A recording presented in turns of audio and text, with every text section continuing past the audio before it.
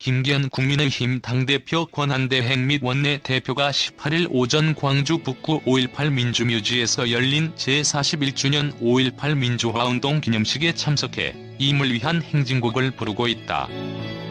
연합뉴스 국민의힘을 향해 굳게 문을 닫았던 호남 민심이 최근 들어 미세하게 누그러졌다.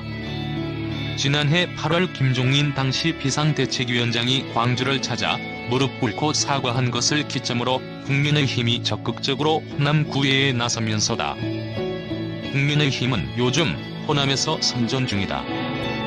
한국갤럽의 4월 한 주 조사에서 6%였던 호남 지역의 국민의힘 지지율은 4월 3주 8%, 4월 5주 11%로 오르기 시작하더니 5월 2주 조사에선 14%를 찍었다.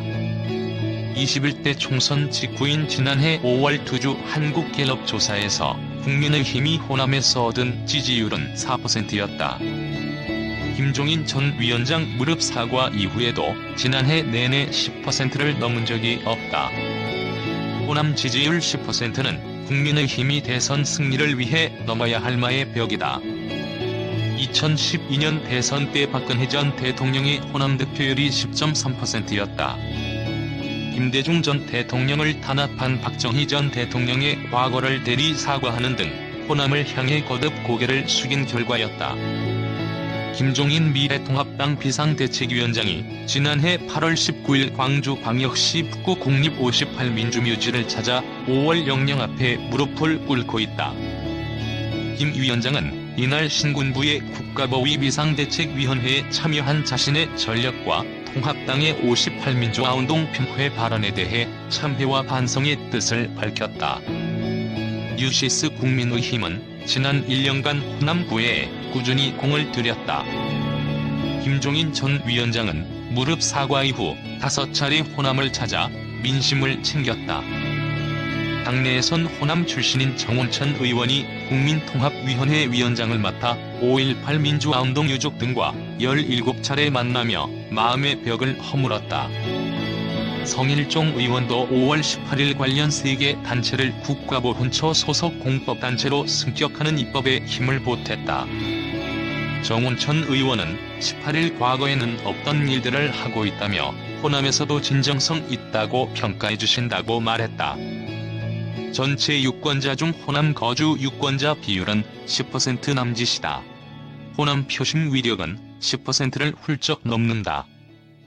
통계청에 따르면 서울 인구 중 호남 출신은 14.8%로 서울 출생자를 제외하면 가장 많다. 똘똘 뭉쳐 전략적 투표를 하는 것이 호남 표심이 특성이기도 하다. 김종인 전 비대위원장도 서울 인구 구성을 보면 가장 많이 차지하는 것이 호남 지역 사람들이라며 호남 민심의 중요성을 강조한 적이 있다. 국민통합위원회는 서울 각 지역의 호남 향후회장들과 소통할 채비를 하고 있다. 국민의힘의 호남 구애는 계속된다. 광주 대구 달빛 내륙철도와 새만금 포항 고속도로, 여수와 남해를 잇는 해저 터널 등 영호남 공동 사업 추진도 준비 중이다.